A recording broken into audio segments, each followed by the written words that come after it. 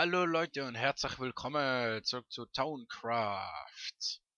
Wir kommen endlich zum Projekt, weshalb wir eigentlich uns die Base da aufgebaut haben. Also nicht wieso wir Base aufgebaut haben, sondern wieso dass wir sie da aufgebaut haben. Nämlich die Witch Farm. Ich habe mir überlegt, zuerst diese Farm zu machen, aber im Moment haben wir genug Eisen und den Beacon werden wir wohl nicht so schnell haben. Einfach weil ich keine Lust habe im Moment wieder zu bekämpfen und vielleicht zu sterben. Und darum machen wir die Witch Farm. Ähm, für die noch nicht wissen, wie eine Witch Farm aussieht, erkläre ich das kurz. Es wird zwei Spawn-Layer haben. Ich habe jetzt nicht wirklich Blöcke dabei, die muss ich nachher noch holen. Die werden aus Redstone-Blöcken sein, einfach weil wir die haben. Das könnte jeder andere sein, aber Redstone-Blöcke sehen einfach cool aus. Und der erste Spawn-Layer wird da sein.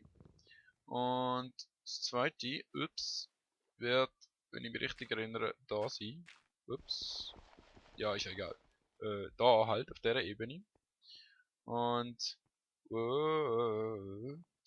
Witch Farm ist genau von da bis zu dem Ecke und bis zum anderen Ecke hinter dem Haus. Also der Balkon gehört quasi auch noch dazu. Es gibt das Problem, also es ist nicht wirklich ein Problem, aber bin er auf dem so vielleicht mal kurz da so, wo haben wir's? LC, da. LC sollte nicht so hoch sein. Weil das heißt, wie viele Chunks sind gegen oben, also wie viel vom Chunk ist gegen oben geladen. Da der Yoshi aber das ganze Gebiet abgeflogen ist, quasi im Creative, um die Portalschilder setzen zu können, weshalb wir auch dort oben auf dem Berg gelandet sind, also weshalb wir von dort oben können weg teleportieren uns, hat er halt die oberen Chunks schon geladen, indem er einfach durchgeflogen ist. Das tut dann einfach die Efficiency von der Farm ein bisschen absetzen. Aber wir gehen ja da nicht auf Max Efficiency, sondern einfach mal, damit wir unendlich Ressourcen haben. So viel werden wir so oder so nie brauchen. Und darum ist das eigentlich nicht so schlimm. Aber Yoshi, falls du das siehst, schäm dich, das nächste Mal denk an die LC, an LC-Werte. Gut, ich würde sagen, nehmen wir mal das Viech da auseinander und bauen die Layer. Und wir sehen uns wieder, wenn ich den Redstone verbaut habe. Also Redstone-Blöcke gecached. So, wie ihr seht, habe ich die erste Schicht von Redstone-Blöcken schon gebaut. Es braucht mehr als ich gedacht hätte. Ich habe 2 Stacks mitgenommen. Jede braucht scheinbar 63 Blöcke. Ihr fragt euch sicher, warum zur Hölle nimmt der Redstone-Block? Ganz einfach. Weil wir werden mehr als das wieder zurückbekommen von dieser Farm. Darum ist es am gescheitsten, wenn es gut aussieht. Und wir bekommen die sowieso wieder zurück. Jetzt, damit in dieser Farm immer Lichtlevel 0 ist, wenn man vom Rand von der Witch hat, wenn man 1, 2, 3, 4, 5, 6, 7, 8, 9, 10, 11, 12 und jetzt 14 Blöcke raus. Ich habe es, glaube ich, ein bisschen höher gemacht, als es eigentlich sollte sein. Aber das ist nicht wieder schlimm, weil wir haben ja sowieso ja, extrem hohe LC-Values, drum, ja, who cares? Von dem her, das wird dann einfach da gerade Seiten geben und ab da wird es dann so schräg verbunden. Und das wird mal, glaube ich, ein paar Stacks Dingsbums kosten. Ein paar Stacks Cleanstone. Aber ich würde sagen, ich melde mich. Ja, das mal wird eine ziemlich geschnittene Folge. Ich melde mich wieder, wenn das Dach steht und ich die zweite, also wenn ich das ganze Haus quasi weggemacht habe und die zweite Spawn-Plattform steht. Und als ob das riesige Ding zu machen nicht schon genug wäre, muss ich es jetzt auch noch mit Half-Slabs überdecken, damit kein Monster spawnt. So, das Ding hat so eine geslappt bekommen. Ich habe das fertig gemacht. Die unteren Floors, sind jetzt auch komplett da. Vom Hexenhaus stehen noch Pfeiler, kann man sagen. Die werden aber, glaube ich, auch noch weichen. Ja, müssen fast, weil die Hexen werden da durchkriegen. Ich habe nochmal ausgeleuchtet, damit mal schauen. Wo haben wir's? Da. Ja, da könnte jetzt noch spawnen, aber das ist ein Block oder zwei. Im Moment spawnt da noch nichts, aber die werden nachher da in Gruppen spawnen und vielleicht spawnen so, ja, für da müsste ich ein bisschen weiter weggehen, aber sie spawnen. Und die werden sich bewegen, sobald eine spawnt, wird sich die Reihe, auf der sich Text befindet, so hin und her schieben. Das wird der Block kurzzeitig durchlässig machen, weil es kein solider Block mehr ist, wenn er sich bewegt. Heute Zombie. Tot. Und sie geht durch und wird auch falsch sterben. Wir werden ein bisschen eine abgewandelte Version machen. Die Farm ist nämlich vom JL irgendwas irgendwas. Das sind 4 Zahlen, die noch kommen. Ich finde schon, geben einfach Witch Farm ein. Es gibt nicht allzu viele JLs, die eine Witch Farm gemacht haben. Es gibt generell nicht allzu viele JLs, nehme ich auf YouTube. Auf alle Fälle das ist Design, aber wir werden es ein bisschen abwandeln. Weil ich will ein bisschen Hopper sparen. Erstens mal wegen dem Eisen, zweitens mal wegen dem Lag. Das heisst, wir werden sie ungefähr 5 bis 10 Blöcke kreien lassen. Dann werden wir Wasser haben, wo sie von da aus alle bis irgendwo da schwemmt. Oder von mir aus auch von der Mitte, also in der Mitte. Das wäre vielleicht gar keine so schlechte Idee. Ja, es wird links und rechts wird's Wasser geben, wo die Mitte schwemmt Hexe. Und dann kann jetzt da so ein Spalt runter quasi. Und sterben trotzdem an Fallschaden, weil Fallschaden ist glaube ich das einzige, wo man sie vernünftig kann töten. Man kann sie nicht mal mit Lava töten, weil dann trinkt sie einfach einen Feuerresistenztrank. Aber das Problem ist jetzt, das gibt relativ viel Redstone-Gezeugs. Und ab und zu Updates, weil ja, ich habe das nicht auswendig. Das heißt, ich muss ein Tutorial folgen. Ja, ich gebe es zu, ich schnitt mein Design und bla bla bla. Auf jeden Fall müsst ihr da jetzt. Entweder könnt ihr Timelapse machen, aber das wäre auch nicht so interessant. Das hätte ich da oben vielleicht können machen, aber ja. Es ist ein Dach, wow. Aber was ich wahrscheinlich machen werde, ist einfach jetzt mal alles bauen. Das heißt, die Farm wird nachher funktionieren bis aufs Loch da unten, das will ich noch nicht machen. Und dann würde ich euch erklären, wie das Ganze funktioniert. Weil ich denke, das ist am effizientesten. Und dann würde ich sagen, mache ich das mal und wir sehen uns, wenn das Zeug hoffentlich funktioniert. Status Update, Twitch Farm nimmt Form an. Wir haben einfach ein Problem. Wir haben zu wenig Fäden. Die Farm braucht nämlich extrem viel Fäden. Von dem Haken da bis zu dem dort hinten und so über die ganze Fläche und das zweimal. Und das ist sicher also mindestens 4-5 Stacks Fäden. Heißt, ich gehe entweder zu jemandem ein bisschen Fäden klauen, wobei ich nicht weiss, ob irgendwer eine Farm hat mit Spinnen. Oder ich lege das also ich mache fertig, was ich fertig machen kann. Und lege das Projekt dann auf Eis. Und wir bauen eine Monsterfarm und farmen uns mal noch ein bisschen String. Das heisst, die. Fuck. Wieso komme ich nicht rauf? So. Kumpel. So. Aber ich kann euch ja schon mal kurz zeigen, wie das denn funktionieren wird. Also wir haben da die Redstone Blöcke und die Pistons und es wird genau einmal hier und einmal zurückgeschoben. Wie noch gesehen. Und während. Ja, das war gescheit gewesen. Da. Man sieht, fahrt einfach nicht. Wo habe ich denn jetzt den platziert? Ah, da. Plopp, plopp. So. Und solange sich das Ding bewegt und das Monster genau in der Mitte von dem Block steht, wie ich jetzt ungefähr, ups, dann keizt es durch den Boden. Wie ihr seht, ich glitsche da ein bisschen rum. Aber ein Witch wird einfach durch den Boden fallen. Und das wird auf allen von denen, also auf jedem von diesen Feldern passieren. Und jede Reihe wird sich unabhängig verschieben. Da oben ist genau das gleiche, einfach um 90 Grad dreht. Ups. Und das heißt, da muss ich noch was anbauen, dort hinten muss ich noch was anbauen. Hoffen wir mal, unseren Redstone lange, sonst muss ich unser Redstone-Erz antasten. Aber ich würde sagen, ich mache mal ein bisschen weiter Und überleg mir noch, wie ich das mache wegen dem String. Ja, Leute, ich habe gedacht, ich binde euch mal ein bisschen den Prozess ein. Es ist mittlerweile ein ganzer Tag vergangen, weil die Farm doch länger braucht, als ich gedacht habe. Und ich habe mir überlegt, ja, wie komme ich jetzt am besten an den String?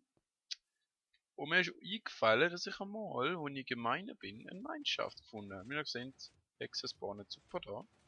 Bin im Moment gerade ein bisschen ungünstig. Und ich habe, ja, ein bisschen Zeug gefunden. Das werde ich jetzt kurz einordnen.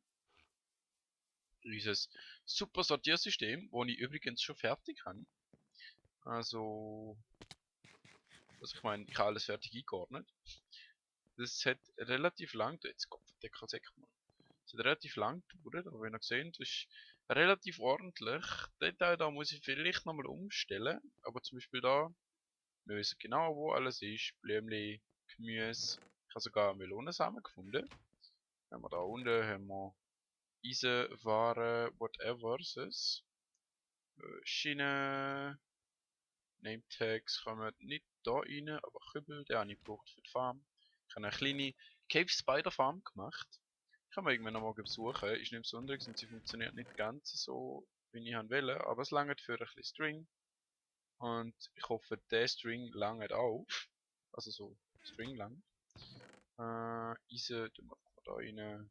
Eisenrüstung tun wir mal da runter, keine Ahnung. Kann man die überhaupt mittlerweile selber craften? Das weiß ich gar nicht. Share habe ich eigentlich noch ein paar Spinnennetz abbauen. Was haben wir noch? Wir haben noch Gold. Gold kommt da rein. Wir haben Redstone. Redstone kommt da rein. Lapis Lazuli. Wir haben Kohle. Und wir haben Diamonds. Gut. Dann haben wir da hinten haben wir Redstone. Und das sind alle Drops, wo eine Hex kann haben. Also Zucker, Gunpowder, Glowstone, Spinnerauge, Redstone, Sticks. Von denen werden wir mehr bekommen als von den anderen. Ich glaube doppelt so viel. So Glasflasche. Und das sind noch eine. Das kommt nicht von der Hex, sondern von der Monsterfarm, wo wir irgendwann bauen werden. Wie das da hier auch. Und für die haben ich einfach so viel Platz, ja. Weil String brauchen wir, wie ihr gesehen, für die Falle und Monsterfalle und für die anderen auch irgendwann einmal, ne? Was will ich noch sagen? Das da hier. Da haben wir noch für jede Farbe, also das sind Wolle. Oben drauf kommt alles farbige Glas. Unten dran kommt, in der dritten Reihe kommt farbige Clay. Und zu Unterstunde ist einmal jeweils die Farbe, wo man das Zeug könnte färben. Und das da hier ist quasi meine, ich weiß nicht, was ich damit machen soll, Kiste.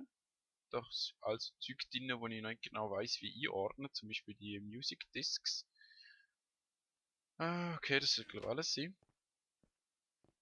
Und ja, das da hier ist auch immer noch am Tun, beziehungsweise im Moment nicht am Tun, weil ich noch ein bisschen Kohle reinschmeißen sollte. Das Ding frisst Kohle wie nichts, die 6 heute. Okay, also ich habe mittlerweile habe ich schon da unten ein bisschen ausgehoben. Und zwar das Ding da geht den Text runter. Dort oben hat es Wasser. Vielleicht sehen wir jetzt gar eine Runtergeht. Irgendwas hat sich verschoben. Ich weiß aber nicht, ob jetzt eine Hexe runterkommt. Hexe! Egal, schauen wir mal. Ja, wir haben schon ein bisschen was gesammelt. Und es wird noch viel mehr, sobald wir den String platzieren. Das da hier ist vielleicht nicht ganz so günstig. Das war eigentlich nochmal ein Schacht, den ich geschafft habe. Gerade auffüllen. Licht kann man ja trotzdem auch nicht tun. Das kann nämlich nicht bis oberst. Und ich sag euch, das Ding ist hure tief. Die Hexen sind fast unzerstörbar. Ey, weißt du, wie habe ich mich aufgeregt? Das habe ich jetzt halb so tief gebaut, nicht gestorben. Dann habe ich es 3/4 so tief gebaut wie das jetzt, nicht gestorben. Dann immer tiefer und tiefer und tiefer. Und es ist einfach nicht gestorben. Und was machst jetzt du da oben? Stirb. Wow. So. Solange kein. Ups, jetzt habe ich einfach die Hälfte vom Baden kaputt gemacht. Egal, solange kein Ding spawnen, ist alles Paletti. Also, wir haben da halt Ja, es ist jetzt hure doof, dass es Nacht ist. Gehen wir kurz geschlafen.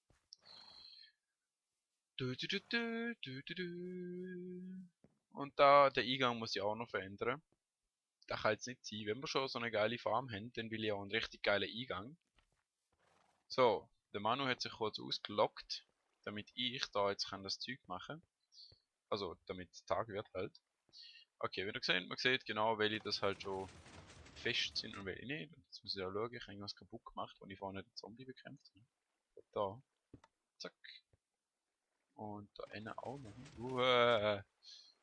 Ja, I like it really. Hey, so sieht man relativ gut. So. Kaputt. Und ja, jetzt muss ich halt einfach da für jede, also oben und unten, muss ich so eine hohe Reihe von diesen Dingen machen. So lang. Dann muss ich rüberkumpen und dann muss ich da so. Man sieht sie aber fast nicht, das ist voll gemein. So und so. Und ich will eigentlich den Vater da. Weil ich weiß nicht, ob es lange. Hör doch auf. Und ja, ich würde sagen, ich mache das einmal. Mindestens für, nein, ich glaube für beide. Und baue noch ganz kurz die Farm fertig, weil damit noch Sticky Pistons sind, wo die würden rausziehen. Ich kann jetzt einfach mal die Redstone Blöcke entfernen. Das ist übrigens noch ein Grund, warum ich Redstone Blöcke verwende. Dass man einfach die Lampe da benutzt, um die Farm abzuschalten. Komplett. Und ich würde sagen, ich platziere da String ganz gemächlich, möglichst ohne irgendwelche Ausrutscher. Und wir sehen uns wieder, wenn ich das habe.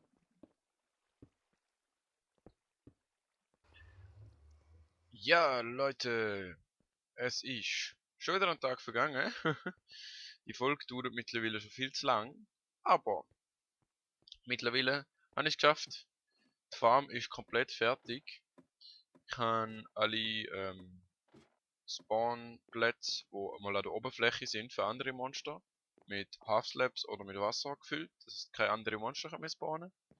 Ich habe genug Fette gefunden, das habe ich glaube letztes Mal schon gesagt. Und wie ihr seht, es funktioniert. Es funktioniert sehr gut sogar. Ich nehme mal alles raus und während ich das Video jetzt da schneide, so, sagen wir ungefähr 1 Stunde lang, werde ich da AFKen und dann schauen wir mal, wie viel das mit halb ausgeleuchteten Caves halt da zusammenkommt. Und ich würde sagen, dann fange ich mal an zu schneiden und wir sehen uns in einer Stunde wieder, beziehungsweise für euch in 0 Sekunden. Okay, aufgrund von einer höheren Gewalt, auch genannt Witches, wo auf ihren Spawnpads stehen bleiben, weil es nicht ganz in der Mitte spawnen, darum nicht runterfallen, habe ich nochmal ein bisschen umbauen. Also so sieht es übrigens komplett fertig aus. Da alles gehalf-slappt, da alles weg. Rund um Wasser. Die Insel mit diesen Rössern ist auch verschwunden. Und darum, ja, die Spawnrate sollte relativ gut sein. Da hinten ist überall Lichtlevel 0. Und da unten habe ich jetzt einfach alles um 2 Blöcke nach außen tun. Das heißt, jede Witch, die stehen bleibt und nicht runterfällt, wird irgendwo hinlaufen. Irgendwann einmal. Und dann wird die auch runterfallen. Das wird vielleicht kurzfristig die Spawnrates ein bisschen beeinträchtigen, aber immerhin bleibt sie nicht dort oder wandert zu mir ins Haus. Und ja, jetzt haben wir da in der Mitte den Schacht und wieso das dort unten Licht? Ah ja, weil Hopper löhnt Licht durch.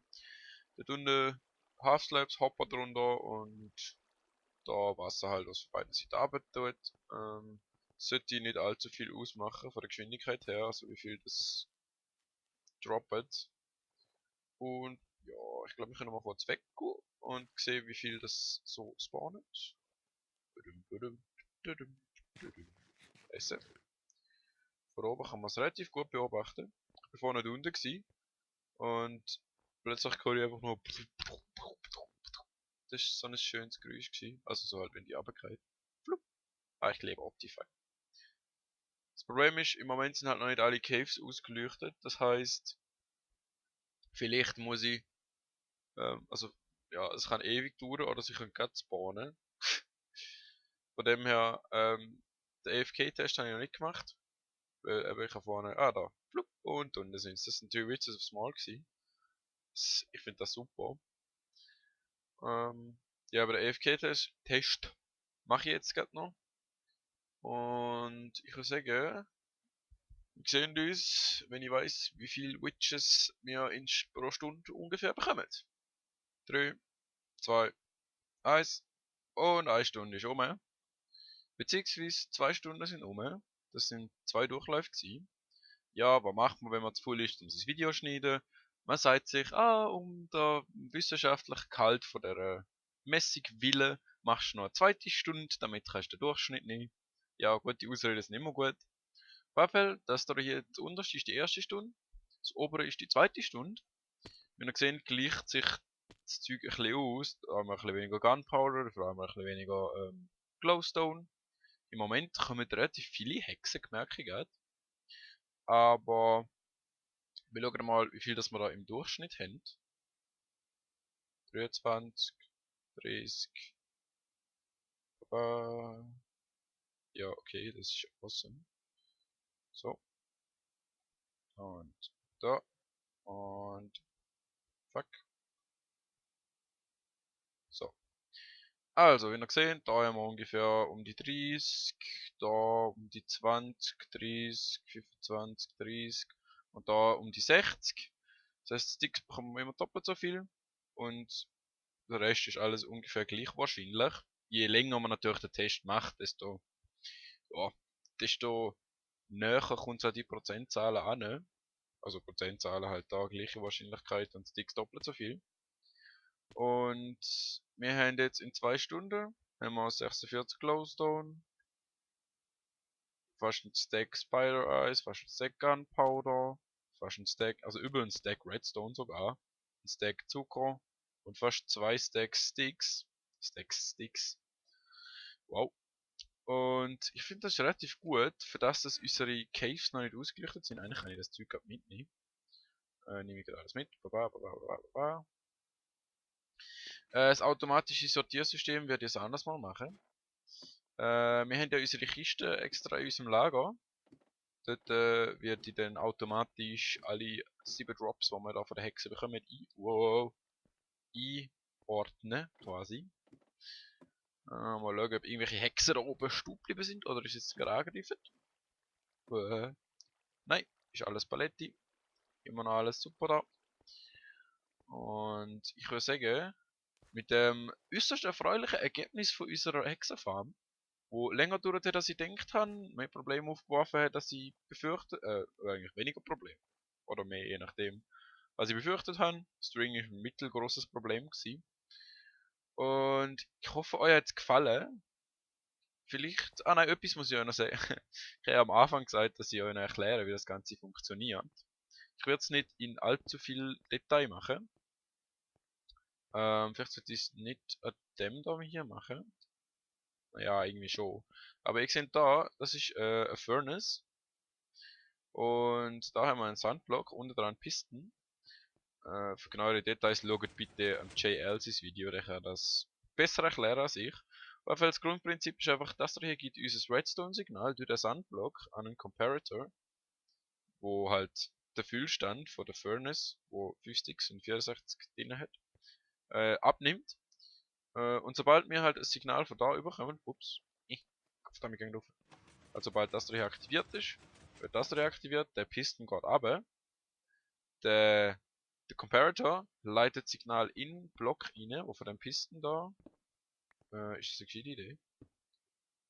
So, da halt der Piston schiebt den Block runter. Der Block ist vorm Comparator, wo das Signal nachher weiterleitet an die Redstone-Leitung da unten. Die geht nachher weiter über ein paar ein Repeater da vorne, glaube Block dazwischen und Redstone hinterher. Halt die Pistons da. Auf der anderen Seite genau das gleiche, mit ein bisschen weniger Verzögerung, halt dass der zuerst tut und dann der hat. Halt das halt eben so ein Wupp, Wupp, Wupp gibt. Und wieso, dass es überhaupt ein Wupp, Wupp, Wupp gibt und nicht einfach nur das einmal Wupp, ist, weil wenn der Piston da runtergeht und quasi Signal von dem Comparator, wo von der von dem Ofen dahinter kommt, weiterleitet, dann gibt es quasi eine Art einen kurzen, beziehungsweise der Redstone da unten, Ich kann das jetzt nicht wegtun, aber der Redstone da unten wird powered. Powert den Block, wo der Comparator drauf ist, wo dann wiederum der Piston powert, wo der Sand drauf ist. Der Sand geht rauf. Das Signal von der Furnace, also der Füllstand, wird nicht mehr weitergeleitet. Das heißt, das Signal am Comparator geht aus. Das heißt, das Ding da hier geht aus, was halt dann gleichzeitig auch wieder Sand abholt und das gibt nachher noch so einen Puls. Und das, solange der Block da unten ist, das heißt, solange ich da drinnen stehe und der Block unten ist, gibt es immer wieder den Kreislauf. Und ihr seht, da hinten, das Licht bewegt sich so quasi. Die Pisten hinten geht auf und ab. Und das ist erstens mal viel verlässlicher als mit Redstone Torches, weil die brennen irgendwie aus. Und zweitens kann man halt dann eben auch die Zeitdauer festlegen. Und die Länge vom Signal. Also die Länge vom Signal ist genau so, dass der Piston da bewegt wird, der da hier aber nicht. Das heißt, das ist das ist alles iRedstone Fläche quasi unten dran. Ich grab's jetzt nicht auf. Aber wäre das Signal ein bisschen stärker, würden beide Pistons losgehen.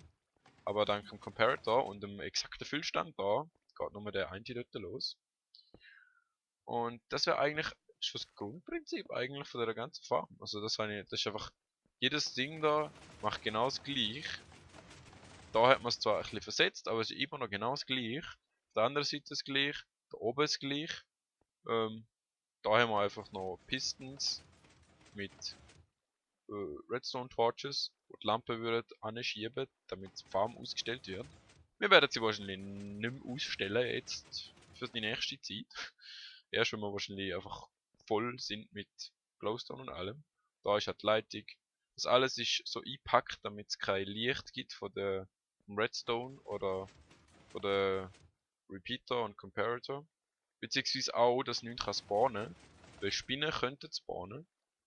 Auf den Top Half Slabs. Das sind ja Bottom Half Slabs. Das quasi nicht kann spawnen. Aber das da hier, wo der Redstone drauf ist, sind Bottom Half Slabs. Top. Verdammt. Und dort könnten die Spinnen spawnen, auch wenn oben dran nochmal eine Reihe Blöcke ist. Darum ist es komplett eingepackt und dann halt auf den Blöcken auf der Seite nochmal Half Slabs, damit auch dort nicht spawnen. Einfach damit das einzige, wo in dieser Farm kann spawnen, Hexen sind. Es gibt eine ganz kleine Chance, dass zum Beispiel ein Skelett oder ein Zombie da rein könnte spawnen. Und noch eine viel kleinere Chance, dass ein Zombie oder ein Skelett mit Feather Falling Boots könnte spawnen. Die würden den Fall überleben, aber ernsthaft, who cares? Also der wird einfach despawnen, wenn ich mich das nächste Mal auslogge. Von dem her keine grosse Sache. Falls ich irgendetwas noch nicht erklärt habe, falls ihr irgendwelche Fragen habt, stellen sie mir. Da kommt theoretisch eigentlich noch ein Schalter an, aber da ich eine Silk Touch Pickaxe habe ich kein Cobblestone. Das heißt, ich kann keinen Schalter machen. Bin bis jetzt zu faul gewesen, in meine Base zu latschen und eins holen. Darum habe ich da Redstone Torch. Ich habe gesehen, dass du einfach die Farm ein- und ausstellen da. Ein grundlegendes Prinzip ist noch, und das erklärt der JL in diesem Video viel besser. Ich sage es jetzt kurz. Dort, wo die Spawnplätze sind, also quasi auf dem Block da, sollte so weit wie möglich entfernt sollte die Luft sein. Und wir haben da 1, 2, 3, 4, 5, 6, 7, 8, 9 Blöcke, wenn ich mich nicht verzählt habe. Oder mehr als mehr oder weniger. Von Luft. Das heißt, wir haben eine extrem grosse Spawn Rate.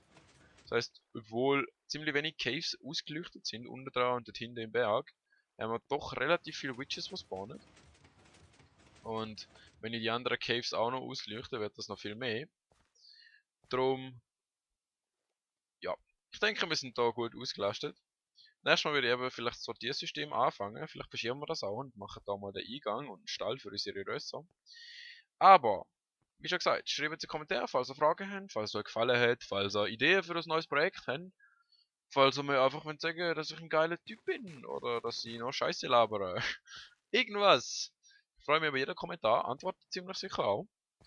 Und wir sehen uns nächstes Mal wieder mit mehr coolen Projekten. Tschüss.